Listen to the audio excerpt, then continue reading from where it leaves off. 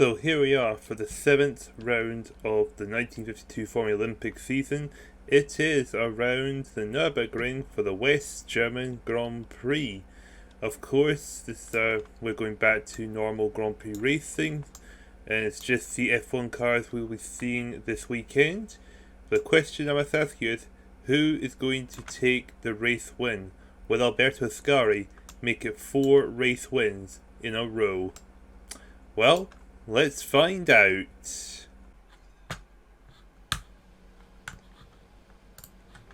So here we are for the qualifying session around the West German track of the Nürburgring Grand Prix circuit, and it looks like we're going to be on board with Paul Freyer to set a benchmark that we did see Rudi Fischer going out ahead of him, so it will be in fact Rudi Fischer saying the time to beat the most ridiculous way possible. As Rudi Fischer sets a time of 1:31.0, what does Paul Freyer set? He sets a 1:32.1, so he was 0-1, so nearly an entire second off the pace. Now Alberto Ascari setting the fastest lap of the race, the championship leader, who is also the only driver to have three-digit figure in the point standing with 111 points, and he is 4/10 faster. Tullio de Graffieri next time at 1:35.2, not a great time for Switzerland off Alberto Ascari, so not a great run there. As we've got trouble, it looks like on the map we see an incident occurred.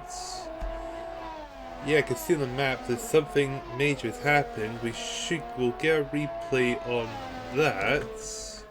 In fact, Rudi Fischer, no. Okay, let's get a replay on that and figure out what on earth was that all about. Don't know if anyone noticed on the map. Okay, we definitely got, we got Ken Wharton. Okay, we'll get a onboard view of the British driver. So there's few overtakes going on. Johnny Clay's got spun. There's with a lot of clothing. There's Dries van der Loof. So I'm guessing that it looks like there was a collision. So he's trying to split the move and Claude away. Oh, he spun, then van der Loof spins him around. Okay. And what is this? What is this? This is Farina. Okay, passing Kraus. This is just after the incident. Did Farina just? Okay, Farina gets around the corner. Oh, slided to Wharton. Now Kraus getting stuck. And then we've got Mike Hawthorne, the other British driver. Okay, so we had clearly a huge issue. Now Kraus is up on the air because he's been lifted by Hawthorne. Now van der Loof and Clay leave. Now Chico Landy's in. Now we got Now we got problems still with. Where is Landy? If we can find him. There's Chico Landy. Now he's about to come into the picture. Turn the corner. There's Ruttman there, and look at Kraus though. He'll be literally lifted up by Hawthorne, and now the crisis has ended. Well, that was a pretty mad moment. SG33 comes over 155.2, Hawthorne 150. Just Stewart 131, Ruttman 139. So these times have been messed up thanks to that huge incident. Now we're hoping Rudolf Kraus can improve his time. We'll stay on board with the East German driver because he has qualified in the first 4 races, but the last 2 he's failed to make the 110% time. So we've got problems. His teammate Klodwig has gone off the track. Now what has happened to Ernst Klodwig? Okay, so he's been chased by Johnny Clays. Was there an issue? Oh, it's been yeah, in fact there is. He's had a massive spin from the Belgian. Yeah, and nearly collected Farina. So Johnny Clays, that is some very poor driving there. I think that's going to be under investigation because that was pretty bad. As Joy Clays goes into 17th, 1 minute 40.0. Now this is definitely going to be an interesting session. It's interesting to find out how many drivers are qualifying, because it looks like there's going to be a few who might not make the 110% time, but you never know. There's a possibility that could change by the end of the session. There he is getting past Johnny Clays. Oh, a little ambitious there from the championship leader and pole sitter, but he decided to go for it anyway, and that's cost him time, a lot of time. We'll find that out very shortly. So here is the provisional list. Alberto Ascari getting 3 points, 2 points to Hawthorne and 1 point to Giuseppe Farina. Then it's Fisher 4th, Stevenson 5th, Gonzalez 6th, Mansell 7th, Freire 8th, Berra 9th and Ruttman rounding off your top 10. So without further ado, let's get on to the official grid slots. And so here we go, on to the grids for the West German race here in the Formulalympics, with Ascari in pole position, Hawthorne second, Farina and Fisher looking at the second row, followed by Chuck Stevenson and Jotefron Gonzalez. Then it's Manson and Paul Freire on row 4, with rounding off the top 10 is Sean Bear and Troy Ruttman. Then into 11th place, Ken Wharton and Chico Landy in 12th, row 7, Fritz Reith and Toad de Graffenried. Then it's Tony Allman, Jan Flinteman in 16th place, Bianco 17th, Joy Clays with a penalty in 18th, Crespo, Kraus, Klodwig and Vanderloof all failing to qualify. So with only 18 cars on the grid, and Joy Clay starting at the back due to his grid place penalty due to the collision during qualifying. Who's going to win this race? Let's jump on over and find out. So here we are for the 7th race of the season around the Nürburgring, with Ascari in pole position once again for his 4th time this season. So more than half the races Ascari's in pole, with Hawthorne 2nd and Giuseppe Farina, the championship rivals, in 3rd. What's going to happen this race? Well, let's get in this race and find out. As we will focus on Ascari. And away we go, and it looks like it's a really good start there for Alberto Ascari to hold on to the lead. It's Hawthorne second, staying ahead of Farina. It's kind of determined. In fact, it's a really good start for Ascari. Already got a nice big gap on the Brett. Coming down to the first corner, Ascari leads. It looks like in second place is still Hawthorne, with Farina third.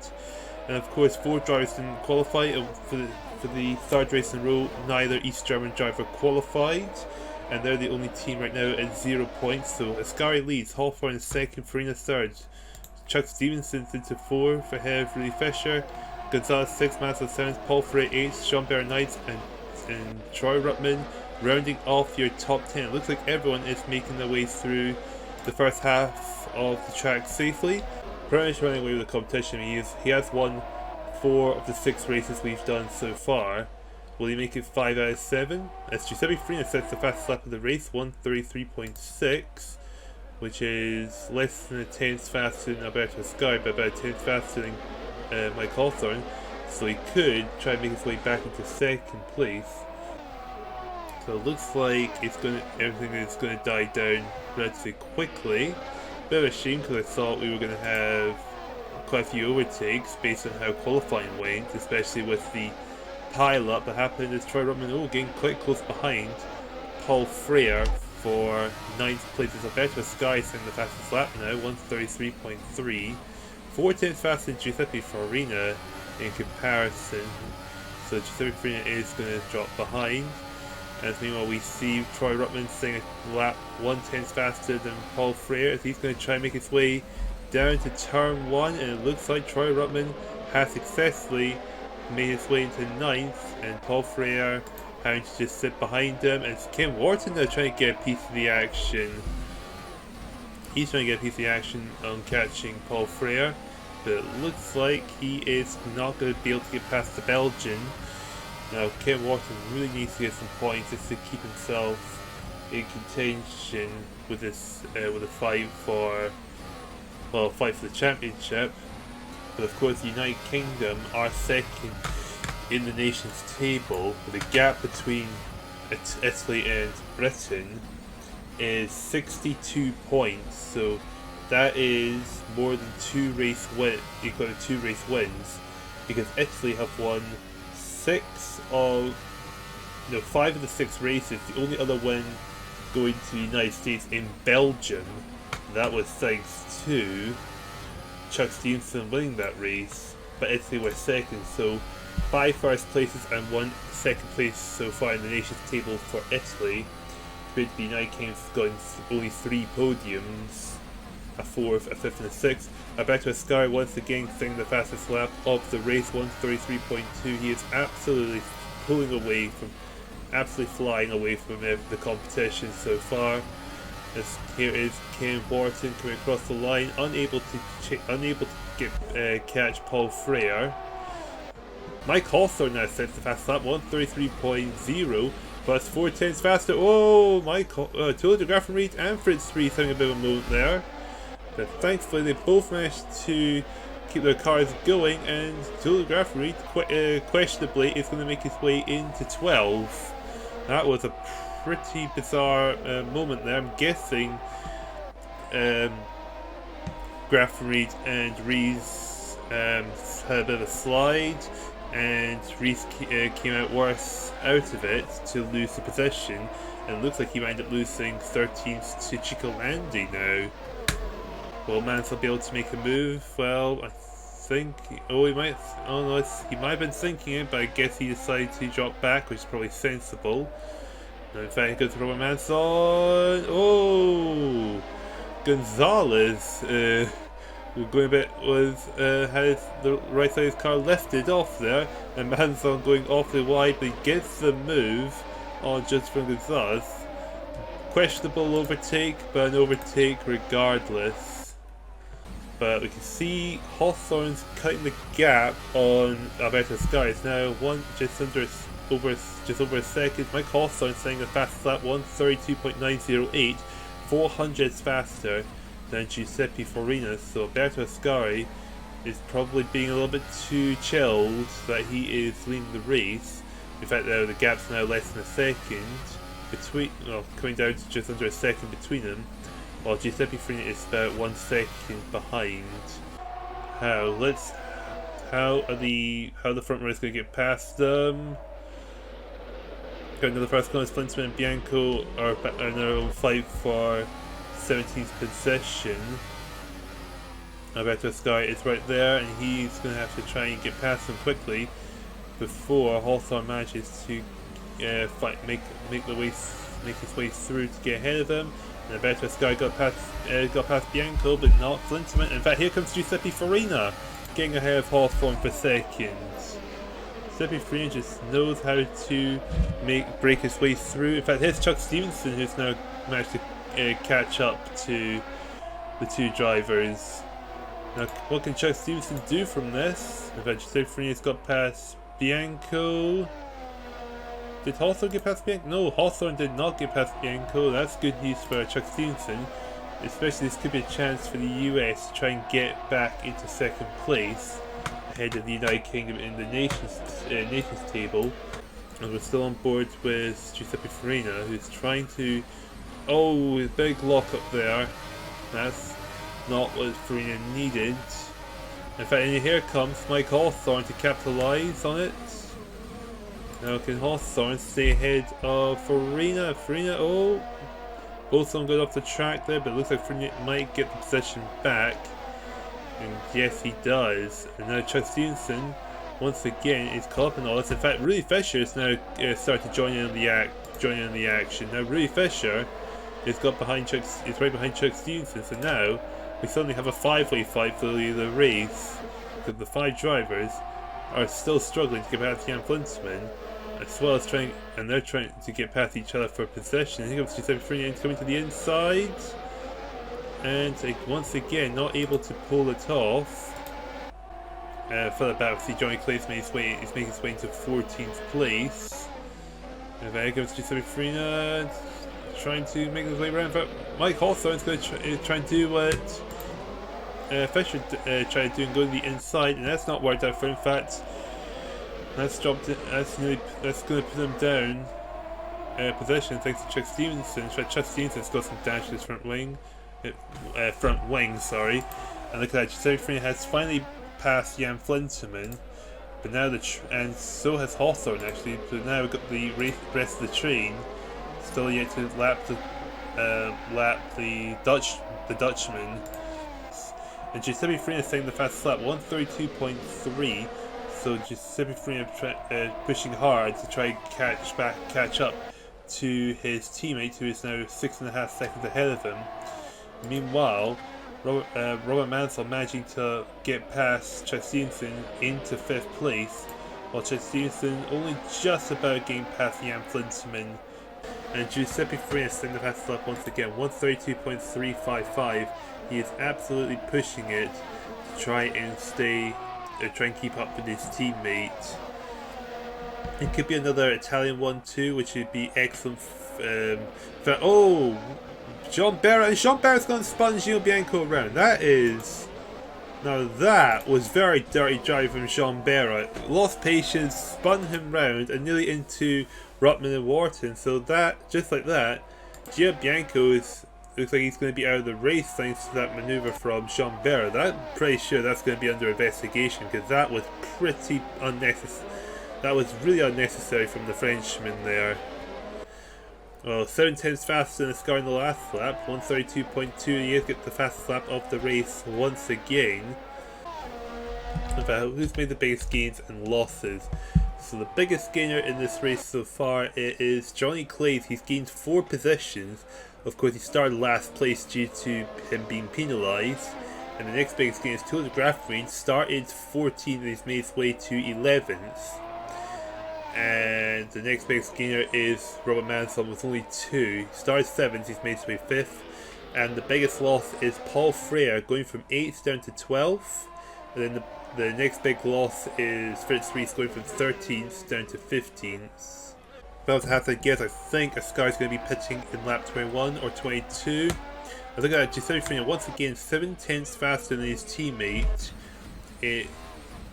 And sets the fast lap of the race again, and the gap's 3.7 seconds.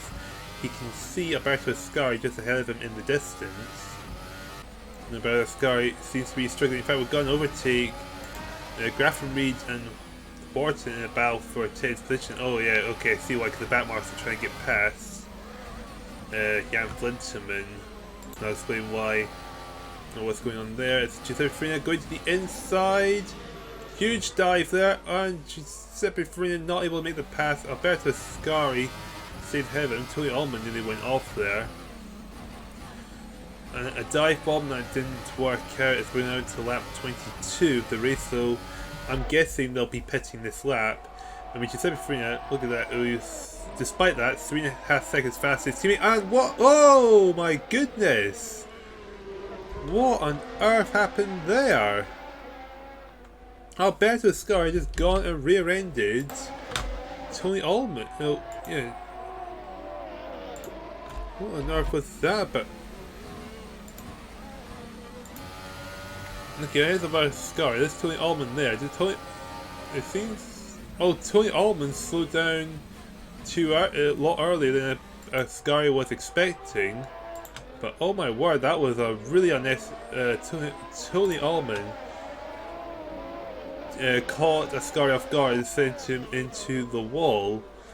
I'd like to chalk that up to being a bit of a racing incident because, I mean, Allman broke really early there, but Ascari didn't need to do that. He could have just got out of the way, just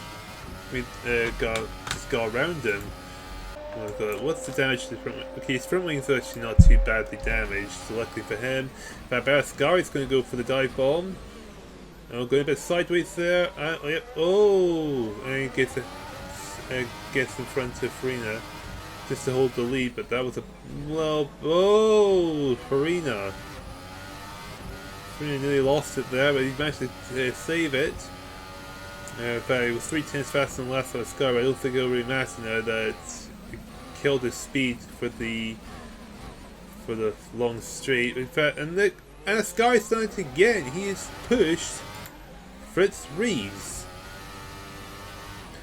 Now Alberto Ascari is definitely going to be under investigation along with Jean Barre, because oh wow, this is getting really ugly with Ascari. So let's see what Ascari does from here.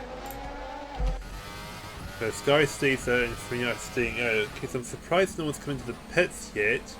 Okay, we're on to 25 and 39. I'm guessing the time. In fact, we've got a problem. Mike Hawthorne from third place has now gone off. What happened to Mike Hawthorne? That was in the man in third place.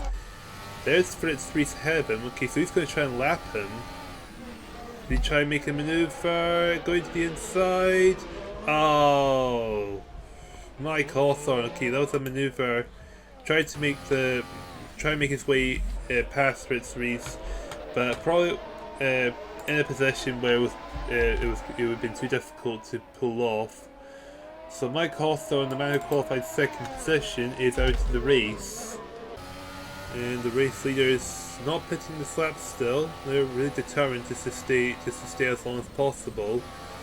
Might be a race where no one pits, and Robert Manson trying to make the maneuver. And he managed to just barely get ahead of him. In fact, we got Chuck Stevenson now coming to the pits for this race. It's like, oh my goodness. Now things are getting a little bit hectic. Is this Chuck Stevenson sitting into the pit lane? Okay, let's see. Do they come to the pit? Yeah. The Sky's into the pits, and Free is coming into the pits now. The question is, will they be able to come out easily, or will there be issues in the pit lane for them? Can Free get the jump on Sky, or will Sky manage to maintain the lead? What will Chuck Stevenson be able to gain out of pitting early? And where's Stevenson? Coming down the straight just before the chicane. Rob Mansell's coming into the pit. His Clay's coming out in just comes out ahead of 12 ahead of his teammate. Giuseppe Farina is out in the way, and look at that, he gets out ahead of Ascari into the race for the race lead. So Giuseppe Farina getting his wet, getting what he was hoping. Yeah, Alberto Ascari in trouble, and look at that. Chuck Stevenson gets into second place, so this is not good for Ascari. He's going to go from first down to 5th place. Giuseppe Farina will be absolutely ecstatic by this. But his teammate has had some misfortune. I mean, either way, Giuseppe Farina leading still be his first place in the nation's table. His joint placemate is, of course, Johnny Clay is now ahead of him. Chuck Stevenson saying the fastest lap, 1:31.5. And how far behind is he of Farina? 5.4 seconds. Will the American catch up to him? I don't know. Anything's possible here. Manson 3rd, Fisher 4th, Alberto Ascari 5th. In fact, there's Alberto Ascari does have Rudy Fisher in his sights. Personal best for Manson and Rudy Fisher. And there go Alberto Ascari saying the fastest lap, 1:31.378. So Alberto Ascari is still pushing as hard as he can. He does not want 5th place. He wants to finish higher than that.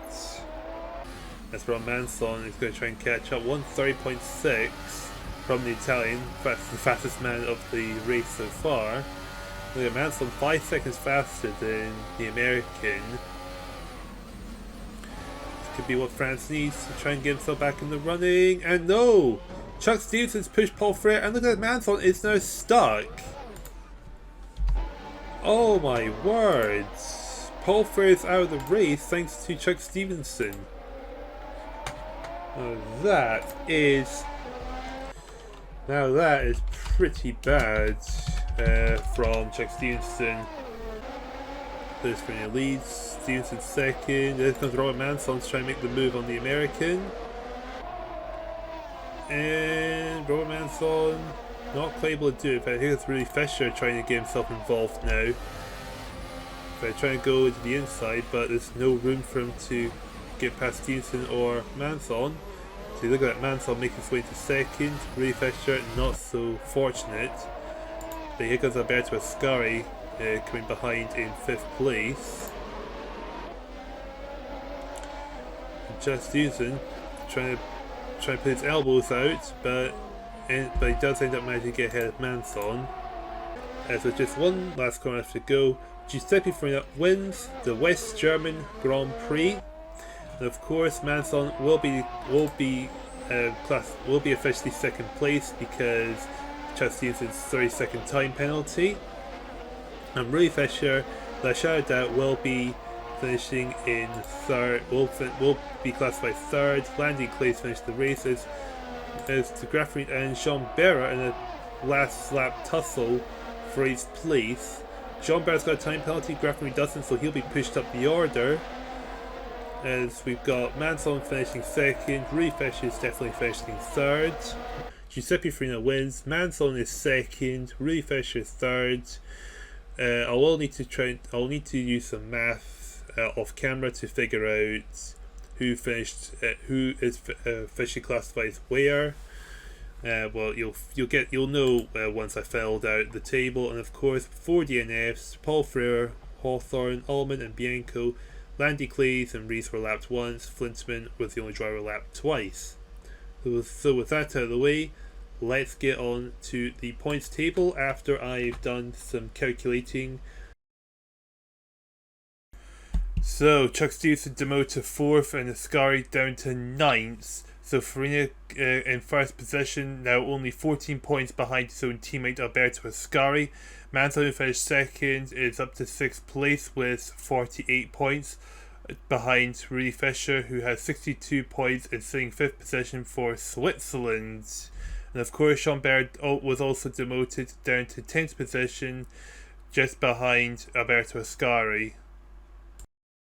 And in the nations table, of course, Italy continuing to show their dominance so far. We are just about coming to the end of the first half of the season, and they are nearly already over 100 points ahead of second place, which is the United Kingdom, with their 6th place finish.